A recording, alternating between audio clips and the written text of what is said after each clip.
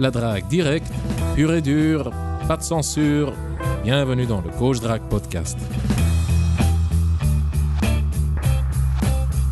Chers auditeurs, dans cet épisode du Coach Drague Podcast, nous allons parler d'un sujet douloureux. La rupture. Comment s'en remettre et surtout, que faire après la rupture?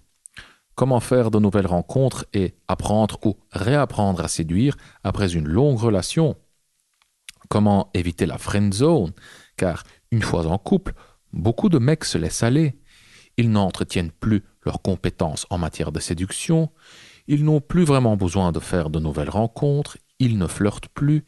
Ils font moins attention à leur corps, à leur hygiène. Ils prennent du ventre. Le soir, après le boulot, ils s'installent dans le fauteuil. Ils regardent la télé. Avance rapide. Quelques années plus tard, la monotonie de la relation devient insupportable. Et c'est la fin. Le mec se retrouve célibataire et seul, avec 10 à 20 kilos en plus, des cheveux en moins et des compétences sociales poussiéreuses. Quand il fait de nouvelles rencontres, il est trop raide, trop mou, trop gentil et il se retrouve dans la friend zone. Sa confiance en lui est au plus bas suite à la rupture. Ajoute à ça encore 2 ou 3 friend zones et le mec s'enfonce encore plus. Il souffre, il doute, il a peur. Peur d'être devenu invisible et insignifiant aux yeux des femmes. Peur que pour lui, ce soit trop tard. Peur de ne plus jamais rencontrer quelqu'un. Peur de devoir terminer le restant de sa vie seul. Cher auditeur, bienvenue dans cette session questions-réponses. Bonjour Consti, Consti, je suis un homme doux, gentil et honnête, et je cherche une femme pour fonder une famille. Bonsoir Consti, aide-moi. Salut Roby, t'as passé un bon week-end? Hello Consti, écoute, très bon week-end, oui. Assez calme, mais très bon. Tu t'es reposé? Surtout reposé, parce que bon, dans quelques jours, j'ai un programme chargé qui m'attend, donc voilà, j'aime bien alterner les moments de calme avec les périodes d'intensité, puisque si je faisais que de l'intensité, j'ai un peu de mal à me remettre, donc voilà. Roby, aujourd'hui, nous allons traiter une question de Stéphane, un lecteur. Ouais, La question se résume à ça. Comment se remettre dans le bain après une longue relation? Il se retrouve après une relation de 16 ans sur le marché de l'amour et il veut rencontrer des femmes. Il a besoin d'affection, d'amour, d'intimité, de sexe, etc. Comme presque tout le monde. Tout le monde a ses besoins. Voilà. C'est un mail assez court. Voilà. Je te propose qu'on commence. Ok. Tu me le lis?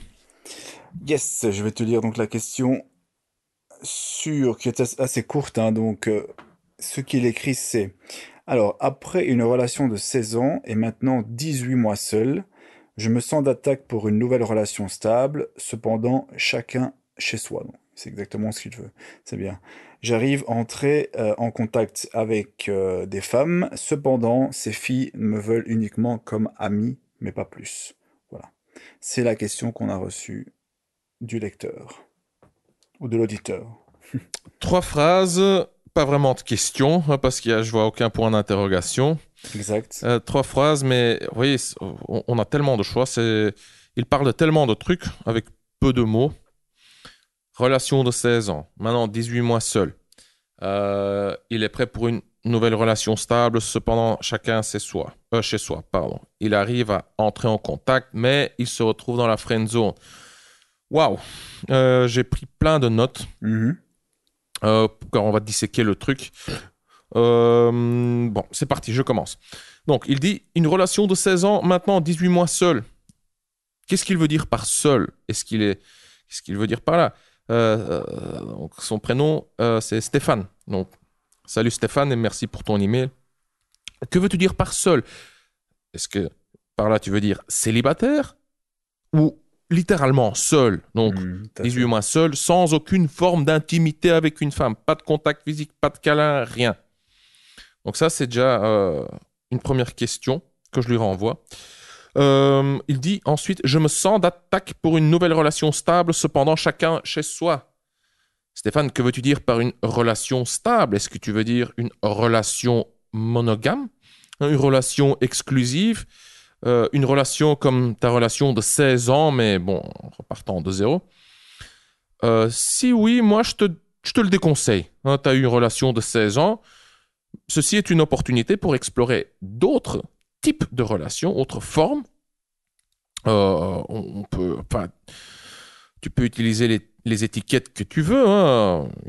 Une relation ouverte, de sex friend, des friends with benefits, plan cul ou quoi que ce soit, ou je sais pas moi, ou n'importe quelle nuance et variante. Et Stéphane, si j'étais toi aussi, si j'étais toi, j'en profiterais pour te rafraîchir la mémoire en matière de séduction. Donc, pour te remettre dans le bain, pour développer tes compétences sociales avec les femmes, car, dans ta troisième phrase, hein, à la fin de ton email, tu dis « J'arrive à entrer en contact, cependant les filles me veulent comme ami ». Là, il y a un petit souci, hein, il y a quelques ajustements à faire. Donc, ceci, maintenant, l'opportunité pour corriger ça. Ensuite, tu dis « J'arrive à entrer en contact, cependant les filles me veulent comme ami ». Moi, j'ai encore quelques questions pour toi, Stéphane. Comment est-ce que tu entres en contact? Est-ce que tu rencontres des femmes via ton cercle social, via ton boulot, tes amis, etc. Et qu'est-ce que tu veux dire par entrer en contact? Est-ce que c'est leur dire bonjour? Est-ce que tu les invites à prendre un verre? Est-ce que tu leur proposes le rendez-vous? Car quand tu me dis « j'arrive à entrer en contact », je te visualise à une soirée, à un dîner chez des amis qui t'ont invité, ou bien vous êtes assis dans le fauteuil, 6, 7, 8 personnes ou quoi, ou bien à une table, et tout le monde discute, et il y a une ambiance amicale, chaleureuse, et tout le monde, c'est assez formel, poli, convivial, mais il y a cette pression sociale de tes amis, quoi. Hein. Donc, c'est ce que moi, je visualise, hein, que tu entres comme ça en contact, il y a des petits contacts superficiels. Salut Stéphane, je te présente Nathalie. Coucou Nathalie. Tu vois, un peu timide. Alors, qu'est-ce que tu veux boire, Stéphane? Oui, un verre de vin, merci. Allez, à plus tard peut-être. Hein. Enfin, ça dirait qu'on se revoit, Nathalie. Oui, oui, voilà quelque chose. Ouais. Donc, c'est comme ça que je vois le truc. Ok, on recommence de zéro. Moi, de ce message, j'extrapole 3 questions. La première est comment me remettre d'une rupture après une relation de 16 ans? Bon, ça, c'est... Il me pose pas cette question, c'est la question la moins, évidente. Ici, je suis presque certain que, Stéphane, tu ne me poses pas cette question. Mais en tout cas, moi, je l'extrapole quand même. Deuxième question, c'est comment se remettre dans le bain après une longue relation? Ça, c'est la deuxième question que j'extrapole. Tout à fait.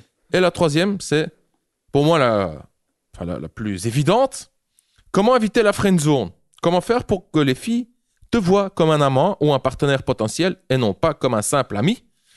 Je commence par la première question. Comment me remettre d'une rupture après une relation de 16 ans? Je vais te donner 5 points, brièvement, rapidement, le parcours. 1. Tu as besoin de patience, tout simplement. Tu as besoin de pas mal de temps, plus que tu ne le penses, pour faire le deuil. Ça fait déjà 18 mois que tu es seul. Je ne sais pas si c'est suffisant. Peut-être que oui, peut-être que non. Ça dépend de la qualité de votre relation et ça dépend d'autres facteurs, dont qui a mis fin à la relation. Si c'est elle qui a mis fin à la relation, donc si tu t'es fait larguer, tu auras besoin d'un peu, entre guillemets, plus de temps pour t'en remettre. Deuxième point, comment te remettre d'une rupture après une relation de 16 ans? Tu te concentres sur toi-même. Tu fais du développement personnel, tu redéveloppes, tu rebâtis ton estime personnelle et ta confiance en soi. Tu prends soin de toi, tout simplement. Tu fais les activités, tu te remets à faire les activités qui te plaisent. Hein. Je ne sais pas ce que c'est, sport, musique, enfin je ne sais pas moi, lecture. Tu renoues le contact avec tes amis, etc. Pour compenser la solitude. Il est très important aussi de t'habituer à être célibataire. Car quand on sort d'une relation, on a peur. On a peur de la solitude, on a peur de cette nouvelle situation. On ne sait pas comment on va gérer. Oui, la vie de célibataire, le fait d'être seul. Ne te remets pas en couple par peur d'être seul. Tout à fait. C'est un mauvais point de départ. C'est pas la bonne motivation, tout simplement. Donc, si tu dis oui, je me sens en attaque pour une nouvelle relation stable, cependant, chacun chez soi, je sais pas, tu es mieux placé que moi pour le savoir, mais à mon sens, c'est encore un peu tôt. Après 18 mois, après une relation de 16 ans, je dirais que c'est un peu tôt. Remets-toi en couple si la personne te plaît vraiment, si tu as du choix, si tu as goûté à la vie, oui, si tu as eu plusieurs expériences, comme ça au moins, tu sais ce dont tu es capable, tu sais ce que tu vaux sur le marché de l'amour, tu sais ce que le marché de l'amour a à te proposer. C'est toujours c'est toujours une position meilleure de partir de, comment dire, le fait d'avoir des options, c'est mieux que de ne pas en avoir et de saisir la première occasion qui se présente. Bien entendu. Donc voilà, c'est ce que je veux dire pour résumer. Dernier point. Ça, c'est un petit piège psychologique, un biais cognitif. Quand on est en couple, on pense que l'herbe est plus verte ailleurs. Là, tu te promènes dans la rue et tu vois des femmes qui te regardent. Et quelque part, tu te dis « Ah, j'ai accès à ces femmes car elles t'envoient des signes d'intérêt. » Mais en même temps, tu te sens en sécurité / freiné car tu es à côté de ta copine. Donc, tu peux rien faire. Donc, tu te sens en sécurité car je peux pas. Donc, si je voulais, je pourrais avoir cette fille qui me regarde, mais malheureusement, je ne peux pas car maintenant, je suis avec ma copine ou ma femme. L'herbe te semble plus verte ailleurs. Et 2, à cause de ces signes que les femmes t'envoient, c'est ce qu'on appelle la présélection. Quand tu es avec une fille, il y a beaucoup plus de filles qui te regardent parce que voilà, tu es avec une fille. Donc, la présélection veut dire que dans la tête des femmes, quand elles voient un homme avec une femme, cette autre femme, à côté du mec, elle a déjà fait tout le travail de sélection et de recrutement. Et donc les femmes, inconsciemment, se disent « Ah s'il y a une fille ou une femme à côté de ce mec, et s'ils sont ensemble, c'est qu'il doit avoir des qualités. » Voilà. Bref. Mais donc quand on est en couple, on surestime notre pouvoir de séduction, justement parce que quand on est en couple, on reçoit plus de regards, plus de signes d'intérêt. Mais je te garantis, dès que tu te retrouves tout seul et tu te mets à chasser, tu vas te prendre des râteaux. C'est quelque part une illusion. Je dis quelque part, donc c'est partiellement vrai. C'est partiellement vrai, donc quand tu es avec une gonzesse, tu reçois plus de regards à cause du phénomène de la présélection. Quand tu es seul, tu vas te manger des râteaux. Parce qu'il n'y a pas de gonzesse pour te valider. Voilà, donc ça c'est pour la première question. Roby, je ne sais pas si tu as quelque chose à rajouter ou si tu veux que je continue. Juste 2-3 petites réflexions, mais très courtes.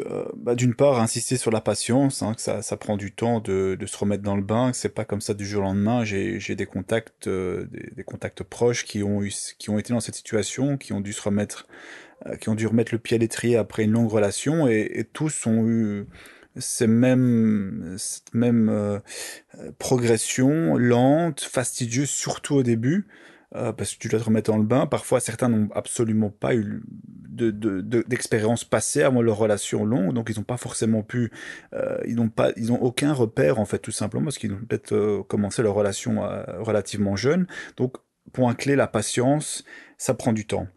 Deuxième point, comme tu l'as dit, c'est éviter ce qu'on appelle en anglais les rebounds.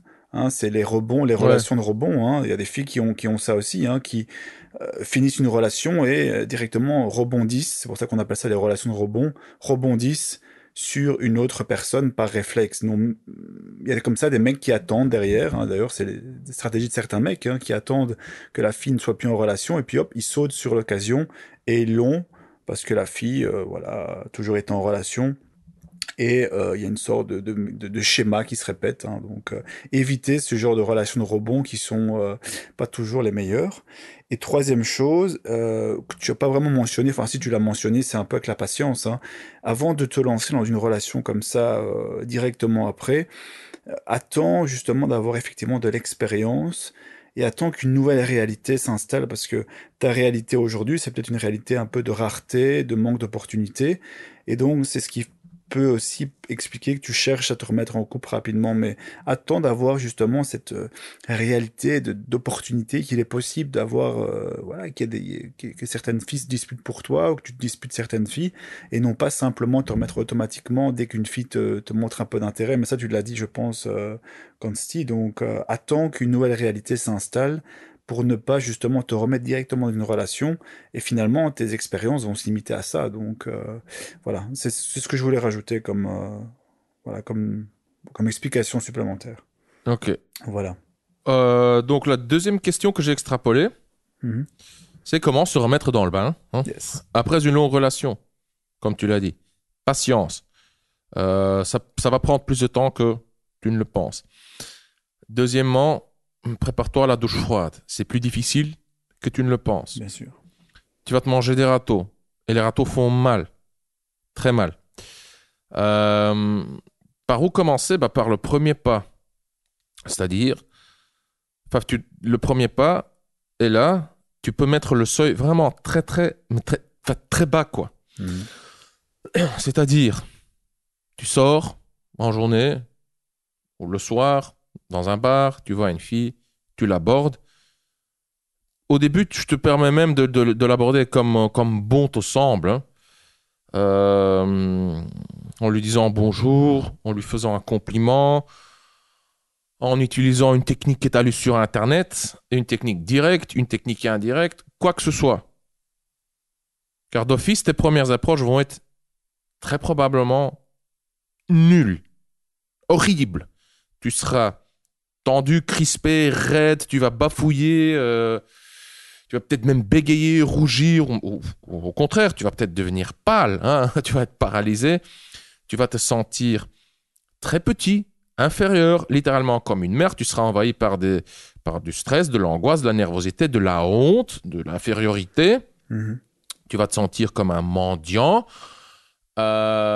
mais oui, il faut passer par là Passer par là, tout à fait. pour te désensibiliser. Bon, tu peux trouver de très bonnes infos sur Internet, tu peux aussi en trouver de très mauvaises. Mais ça aussi, je ne sais pas si je devrais te le conseiller. Enfin, déjà, si tu m'as envoyé un email, c'est que tu consultes Internet pour des conseils en séduction. Mais le souci, c'est que tu risques de te retrouver dans la masturbation intellectuelle. Tu vas consommer beaucoup d'infos sans agir. C'est quoi la raison? Ben, c'est pour te rassurer, c'est pour... Enfin, donc, c'est quoi la raison de cette masturbation intellectuelle? Quelles sont les causes? C'est, d'une part, tu as l'impression de progresser car tu accumules des connaissances. D'autre part, tu te protèges du râteau. C'est ça. Non, mais donc, moi, je te conseille de juste sortir et d'entrer en contact de n'importe quelle manière. Ce qui compte, c'est l'exposition, c'est la confrontation, hein. C'est de faire le pas. Je dirais que tes premières, je ne sais pas combien d'approches ne comptent pas. Enfin, c'est juste comme de l'entraînement. Ne t'attends pas à quelconque résultat, numéro ou je ne sais quoi. Les premières 100, 500, je ne sais pas moi. C'est beaucoup, beaucoup plus que tu ne le penses. Petite parenthèse, il y a des mecs qui m'envoient des emails après 3, 4, 10 ou 20 approches. Quand je dis j'ai fait 3 approches, je me suis pris que des râteaux. Qu'est-ce qui ne va pas chez moi? Bah, rien, tout va bien. Qu'est-ce qui ne va pas, c'est que déjà tu souffres, enfin tu paniques après 3 râteaux. Non, écoute, tu dois t'en manger encore 100 fois plus, quoi. Mhm. Donc, tu fais le premier pas. Ça, c'est un, de patience, comme on l'a dit. Un, c'est plus difficile que tu ne le penses. Deux, ça prend plus de temps que tu ne le penses. Pour résumer, ta progression, ton évolution est constituée de 3 phases. Répétition, confrontation, progression. Qu'est-ce que je veux dire par là? Enfin, déjà, confrontation, tu t'exposes à l'objet qui te fait peur. Et d'ici, donc, le contact, l'approche, tu abordes encore et encore et encore. Encore et encore, c'est la partie répétition. Et puis, quand ton angoisse diminue, là, tu augmentes le niveau de difficulté ou le niveau de complexité.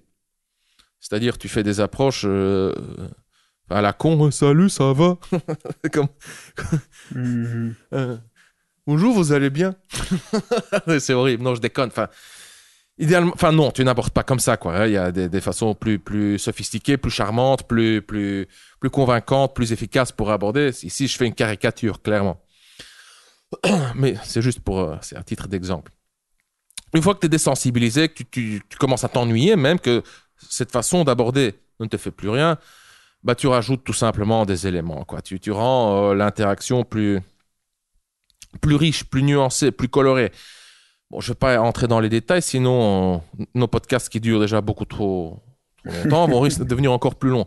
Mais là, je peux te renvoyer vers le script La formation de Robbie ou bien Plus jamais seul, un de mes bouquins. Voilà. Ou bien sur YouTube ou des blogs ou sur Google, je sais pas moi. Hein, tape phrase de drague, phrase d'approche. Voilà. Et qu'est-ce que j'allais dire encore? Oui. Encore un point, comment se remettre dans le bain après une longue relation? Tiens compte du bagage psychologique.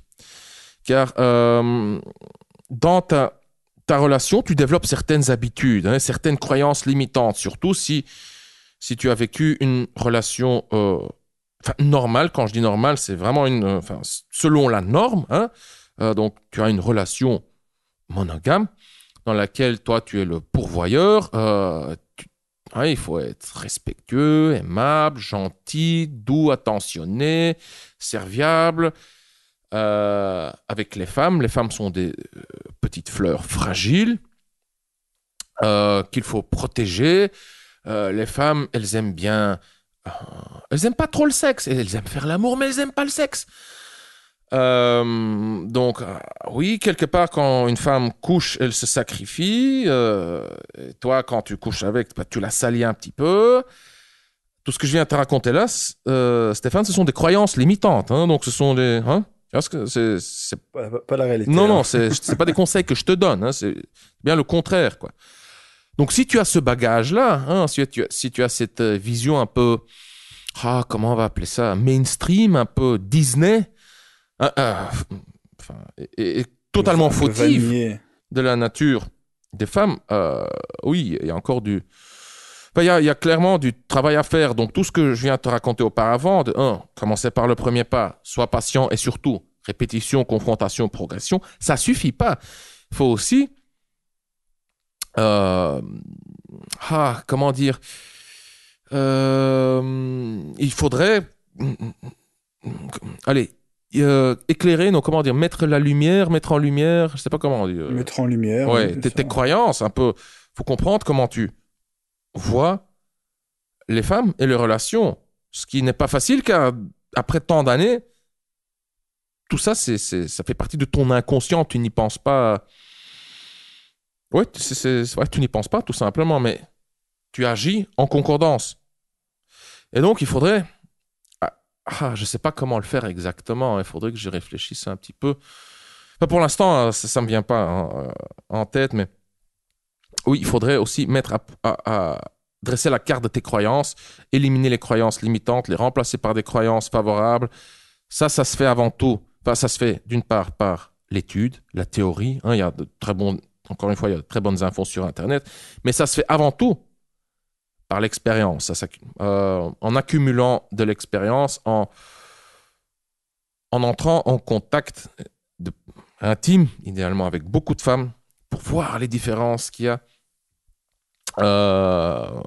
Voilà. Et apprendre à séduire. Donc, si tu te remets dans le bain, c'est dur, c'est difficile. Tu vas être confronté à beaucoup de moments difficiles. Tu seras confronté au râteau, le rejet, la nervosité, la frustration, l'angoisse. Quand tu te prends des râteaux, ton cerveau t'indique « aïe, aïe, aïe, ta valeur sur le marché de l'amour est assez basse », ce qui signifie que tes chances de te reproduire sont assez faibles et ça produit du cortisol. Quand ton cerveau produit du cortisol, boum, c'est ce qui fait que tu te sens, enfin, que tu ressens ce stress, enfin oui, quand on se fait rejeter, ça pique tout simplement. Compare ça maintenant au sentiment de validation et de sécurité dans une relation. J'en ai parlé un peu plus tôt. Ne te remets pas en couple par peur d'être seul. Je le formule autrement. Si tu te remets en couple, maintenant, rapidement, c'est justement pour avoir ce sentiment de sécurité, de validation. Il y a quelqu'un qui m'aime. Je suis quelqu'un. Je plais à quelqu'un. Ça te met en valeur, ça te valide. Voilà, tu te sens en sécurité. Tu n'as plus de risques à prendre. Ah, tu sais de nouveau te reposer sur tes lauriers. C'est complètement l'opposé de apprendre à séduire. Quand tu te lances dans l'apprentissage de la drague, ah là là là là, tu ne seras pas du tout en sécurité. De la validation, tu en auras occasionnellement, mais tu seras beaucoup plus souvent confronté au rejet, justement l'opposé de la validation. Au rejet, oui, tu vas souffrir, tout simplement, mais ça en vaut la peine. Ça en vaut la peine car après, idéalement, tu vivras dans l'abondance, tu auras des options et tu pourras te mettre et tu te sentiras beaucoup plus fort, tu auras beaucoup plus de pouvoir aussi dans tes relations car tu sais que tu pourras plus facilement en sortir. Juste la simple idée de savoir que tu as des options te rendra moins needy, plus détaché. Et ça va te donner du pouvoir dans tes relations. Donc, encore une fois, je résume. Compare un peu la sécurité et la validation d'une relation à la douleur liée à l'apprentissage de la drague. Qu'est-ce qui est plus attirant? La validation, la sécurité de la relation, bien entendu. Qu'est-ce qui te donnera le plus de satisfaction personnelle? Qu'est-ce qui va bâtir ton estime personnelle et ta confiance en toi? C'est surtout l'apprentissage de la drague. C'est un peu comme... quelque part, on peut comparer ça aux récompenses immédiates ou bien passer par une période de souffrance pour des récompenses beaucoup plus grandes, mais qui se font attendre. Mmh. Le souci avec l'apprentissage de la drague, c'est qu'il y a la grande majorité des mecs abandonnent justement parce que la souffrance est trop grande. Tout à fait. Et c'est pas garanti que tu vas avoir du succès. Mais si tu mords à l'hameçon, tu continues, tu n'abandonnes pas, en principe, tu devrais en tirer profit. Oui, des résultats. Oui, tout à fait, profit. Ouais, voilà. Donc, c'est délicat. Je sais pas quoi te conseiller exactement. Je connais pas ton âge non plus. 6 ans. Tu sors d'une relation, de 16 ans. 16 ans, ouais. Je suppose que tu as plus de 30 ans, peut-être même plus de 40, je sais pas moi. Et on va pas se mentir, ta valeur sur le marché de l'amour diminue après un certain âge. Donc, à toi de voir, hein, Stéphane.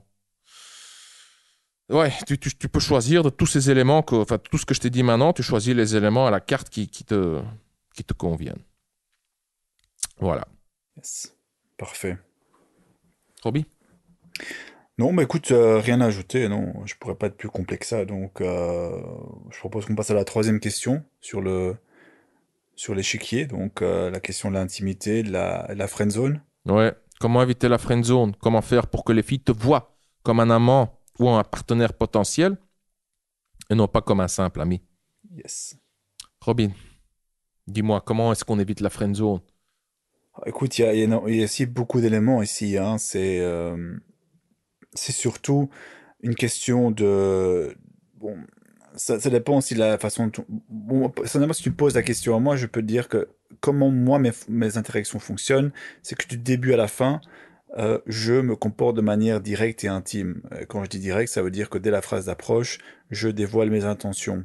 Lors de la conversation, je dévoile mes intentions. Je suis intime, j'essaie d'en instaurer en tout cas de l'intimité, et j'essaie d'aller rapidement en rendez-vous pour continuer cette phase ascendante d'intimité. Donc pour moi, l'intimité, comment éviter dans une friend zone, ce n'est pas un moment précis, c'est un nouveau comportement, c'est un comportement à part entière, et c'est un comportement progressif. C'est une attitude, un état d'esprit. Une attitude, Voilà, il n'y a pas une phrase magique, il n'y a pas une pilule magique pour dire, ah, maintenant je vais passer de la friend zone à l'intimité, à être intime avec une fille. Non, c'est une façon de voir, une philosophie, une attitude verbale, non verbale, agrémentée de techniques qui peuvent t'aider surtout pour ceux qui sont plus timides, à passer le cap. Mais c'est donc un ensemble de comportements. Voilà. Ok. Quand tu dis j'exprime mes intentions, est-ce que tu peux nous donner juste un exemple d'une phrase d'approche que tu utilises quand tu vois une fille qui te plaît? Écoute, on parle de la rue par exemple, ou même en club. Écoute, j'en parle dans mon programme Le Script, c'est pas un scoop, hein, c'est d'ailleurs une phrase qu'on peut trouver sur le blog aussi.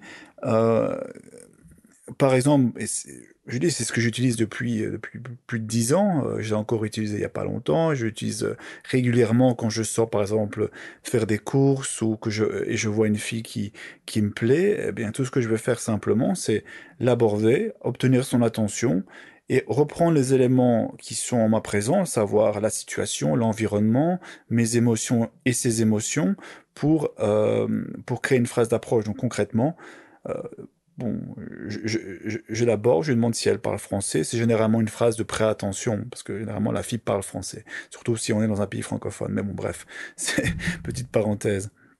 Je lui dis, écoute, ça va te sembler un peu bizarre, mais j'allais faire mes courses, ou je viens de terminer mes courses, par exemple. Je t'ai vu, je sais que c'est un peu bizarre d'aborder ici par exemple sur un parking de supermarché. Je sais que c'est très bizarre, mais je me suis dit que si je venais pas t'aborder, j'aurais eu des regrets. Donc enchanté, moi c'est Roby et je continue l'interaction avec cette base. Tu vois? Ouais. Donc voilà, c'est typiquement, mais c'est la phrase que j'utilise tout le temps, tout le temps, tout le temps, tout le temps. En soirée, c'est la même chose, sauf qu'en soirée, j'utilise si je veux aborder une femme de manière assez directe comme ceci, j'attends généralement soit que je pars ou qu'elle parte, par exemple. Donc c'est ce que j'explique aussi dans le script en disant, je vois une fille que j'avais repérée, j'étais avec mes amis, je n'ai pas été l'aborder plus tôt, je la vois qui s'échappe à un moment donné, eh bien je vais l'aborder en disant, écoute, je t'ai repéré, j'étais avec mes amis, donc j'ai attendu, enfin, par respect pour mes amis, je suis resté avec eux, maintenant je vois que tu pars, donc je sais que c'est un peu bizarre d'aborder comme ça, mais tu étais le style de fille que j'apprécie, donc enchanté, moi c'est Roby, et je continue comme ça. Bon, après, il y a multitude de façons d'aborder une fille, là je donne juste une phrase type, un élément, après, bon, bien sûr, ça peut différer, mais voilà un exemple type de comment instaurer de l'intimité. Ici, on est dans la phase de première approche, quoi, donc voilà. Stéphane, si tu aimerais avoir plus d'exemples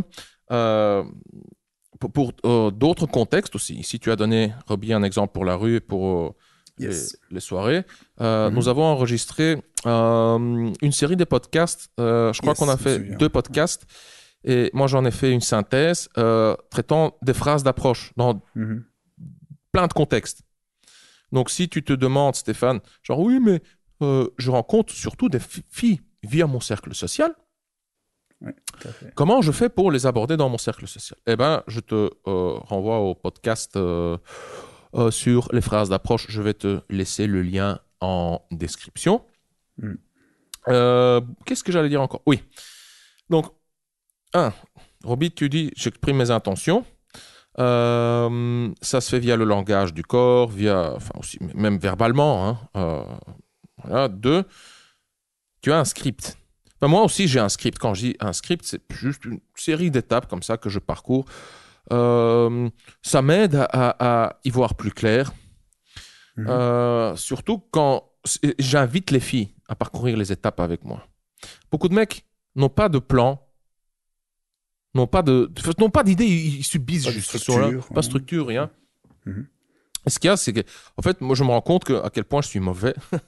Car quand je sors de ma structure habituelle, de mon script, entre guillemets, bah déjà, je suis beaucoup plus enfin, c'est flou. J'y vois pas clair. Tout à fait. Et Tout je à suis fait. moins efficace. Hein. Mhm. Ouais, j'arrive moins bien à séduire, tout simplement. Je rate des opportunités, je commets des faux pas, etc. Donc, je préfère juste parcourir mes étapes. Mhm. Quand je parcours mes étapes, je sais que comme ça, j'augmente Enfin, j'ai la plus haute probabilité de, De les de séduire. conclure, de le Ouais, séduire, de tout conclure. simplement. Voilà. Mhm. Et encore un truc tout bête, hein. pour éviter la friend zone. Là aussi, à ce sujet, j'ai écrit un article il y a très longtemps, mais pour moi, ça reste la manière la plus simple, la plus évidente. Stéphane, tu as toujours le choix. Hein. Tu peux dire non, tout simplement. C'est dire non. Quand la fille te dit, si à un moment ou à un autre, tu exprimes tes sentiments, tes intentions, et la fille te dit non, je préfère qu'on reste amis, bah, ou bien tu lui dis, écoute, non, l'amitié entre toi et moi ne m'intéresse pas. Non, cela ne me convient pas. Non, oui. Non, c'est parce que... Oui, non. Ou bien, enfin, tu dis même pas non, tu coupes le contact, quoi. Tu arrêtes de la... Je sais pas moi, tu arrêtes de la voir, tu arrêtes de lui envoyer des messages. C'est marrant. Hier ou avant-hier, un de mes potes m'a envoyé un audio sur WhatsApp dans lequel il m'a raconté une des histoires, une anecdote. Il me raconte comment ça fait 2 semaines ou voire plus qu'une fille lui court après via WhatsApp. Elle le contacte en premier, elle lui envoie des messages matin, midi, soir pour demander comment ça va, comment s'est passée ta journée, tu as bien dormi, etc. Il propose le rendez-vous. Elle esquive chaque fois un peu comme ça, de manière évasive. Tu vois, elle souffle le chaud, le froid. Au final, il a réussi à avoir un rendez-vous avec elle, mais pas avec elle seul.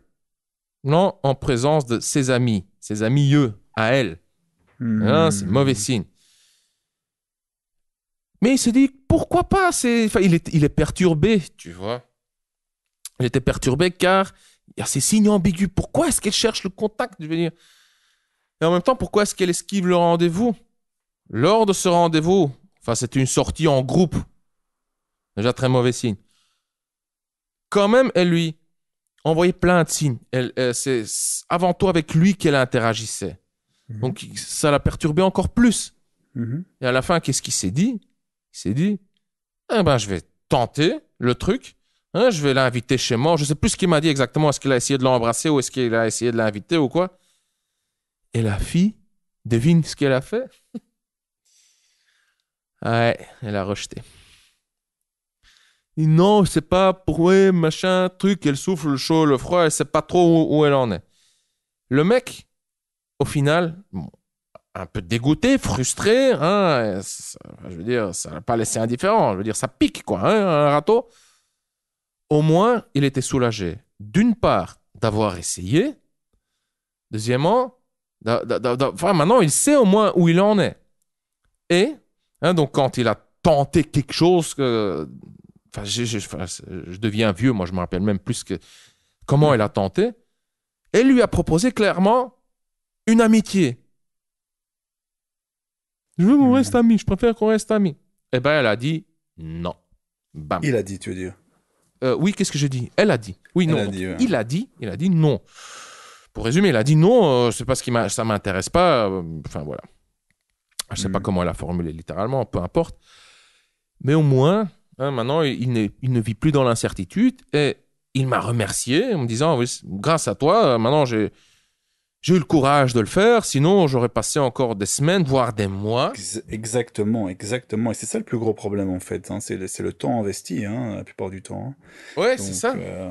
C'est là encore une fois l'avantage d'avoir une structure, un script comme toi tu l'as, parce que de sorte à pouvoir entre guillemets automatiser. Faut bien se comprendre, quand je dis automatiser, il n'y a rien de robotisé dedans. C'est simplement d'avoir un plan, une structure à suivre pour être fixé rapidement et éviter justement qu'il y a des filles, que certaines filles se jouent de toi, te manipulent, t'utilisent pour soigner leur ego, on ne sait jamais leur motivation. En ayant une structure claire, savoir quoi faire, notamment en termes d'intimité, pour l'instaurer et aussi un peu voir comment la fait réagir, et de sorte à être fixé rapidement, éviter ce genre de... Bon là ici, il l'a bien pris, il n'a pas trop investi de temps, bon, il s'en est bien tiré, il n'a pas eu de séquelles, entre guillemets, psychologiques, il n'était pas fou amoureux, c'était pas une addiction, donc là tant mieux, ça se finit bien, mais dans d'autres circonstances, on peut avoir des hommes qui perdent beaucoup de temps, parfois de l'argent aussi.